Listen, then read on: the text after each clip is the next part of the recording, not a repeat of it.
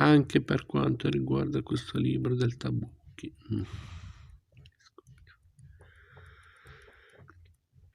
Eravamo rimasti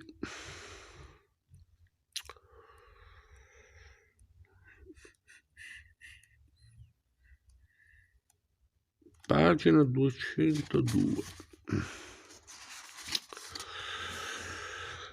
Pereira rientrò in casa, andò in camera da letto e tolse l'asciugamano dal volto di Montero Rossi. Lo coprì con un lenzuolo, poi andò nello studio e si sedette davanti alla macchina da scrivere. Scrisse come titolo: Assassinato un giornalista. Poi andò a capo e cominciò a scrivere. Si chiamava Francesco Montero Rossi, era di origine italiana. Collaborava con il nostro giornale con articoli e necrologi. Ha scritto testi sui grandi scrittori della nostra epoca, come Majakovsky, Marinetti, D'Annunzio, Garcia Lorca. I suoi articoli non sono stati ancora pubblicati.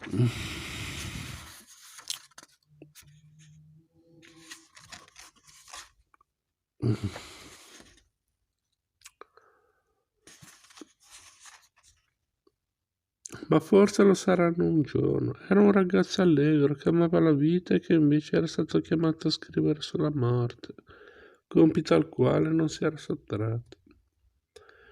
E stanotte la morte è andata a cercarlo. Ieri sera, mentre cenava dal direttore della pagina culturale di Lisboa, il dottor Pereira, che scrive questo articolo.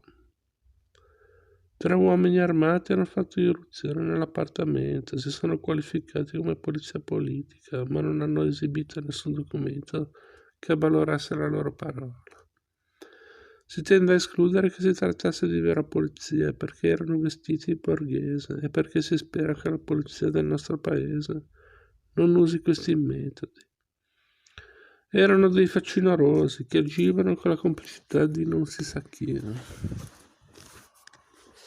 E sarebbe bene che le autorità indagassero su questo turpe avvenimento. Li guidava un uomo magro e basso, con i baffi e un pizzetto, che gli altri 2 chiamavano comandante. Gli altri 2 sono stati più volte chiamati per nome dal loro comandante. Se i nomi non erano falsi, si chiamavano Fonseca e Lima. Sono 2 uomini alti e robusti, di incarnato scuro, con l'aria poco intelligente. Mentre l'uomo magro e basso teneva sotto il tiro della pistola chi scrive questo articolo, il Fonseca e Lima hanno trascinato Montero Rossi in camera da letto per interrogarlo, secondo quanto loro stessi hanno dichiarato. Chi scrive questo articolo ha udito colpi e gridi soffocati, poi i 2 uomini hanno detto che il lavoro era fatto. I 3 hanno rapidamente abbandonato l'appartamento di chi scrive, minacciandolo di morte se avesse divulgato il fatto. Chi scrive si è recato in camera da letto e non ha potuto fare altro che constatare il decesso del giovane Montero Rossi. Era stato pestato a sangue e dei colpi, infarti con il manganello con il calcio della pistola. Gli avevano fracassato il cranio. Il suo cadavere si trova attualmente al secondo piano di Rua de Saudade, numero 22, in casa di chi scrive questo articolo. Montero Rossi era orfano e non aveva parenti. Era innamorato di una ragazza bella e dolce di cui non conosciamo il nome, sappiamo solo che aveva i capelli color rame e che amava la cultura. A questa ragazza si ci legge e noi porgiamo le nostre condoglianze più sincere e i nostri più affettuosi saluti. Invitiamo le autorità competenti a vigilare attentamente su questi episodi di violenza che alla loro ombra e forse con la complicità di qualcuno vengono perpetrati oggi in Portogallo.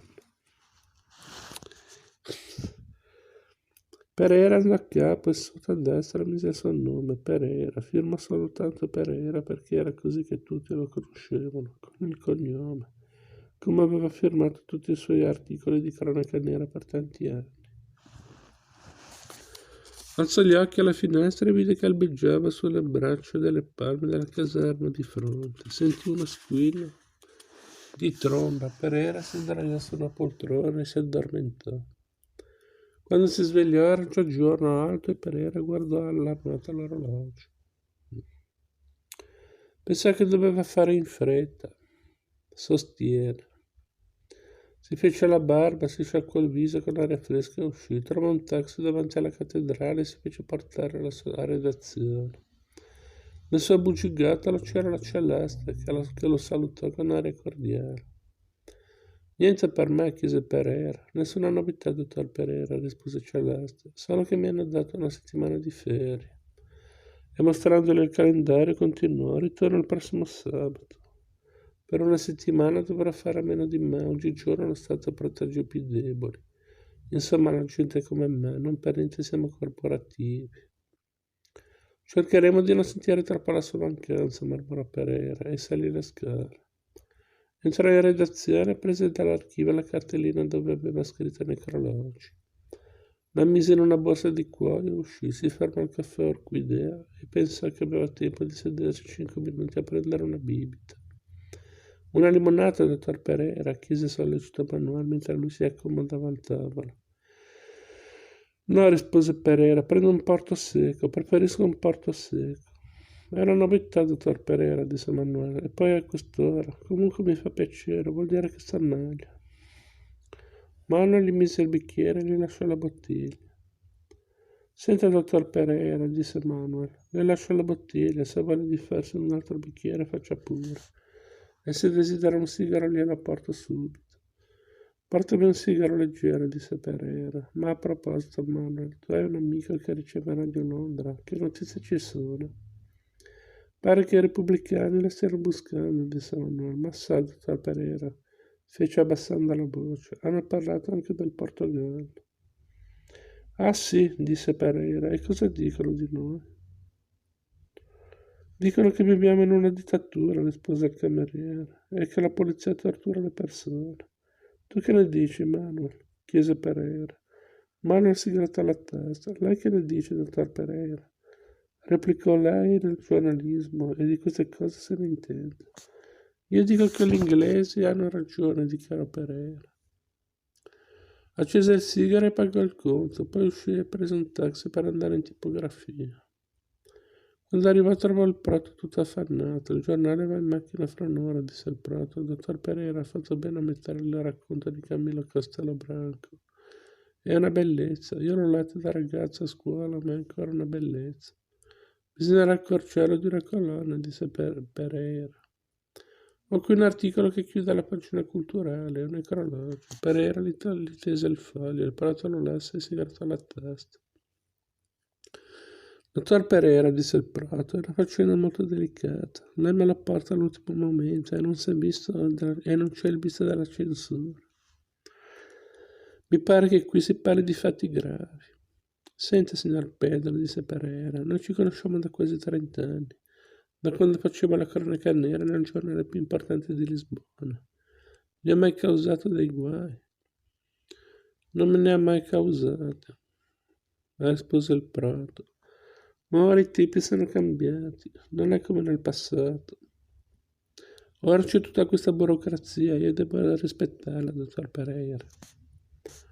Ascolti, signor Pedro, disse Pereira, il permesso me l'hanno dato alla censura oralmente. Ho telefonato mezz'ora fa dalla redazione, ho parlato con il maggior Lorenzo. Lui è d'accordo.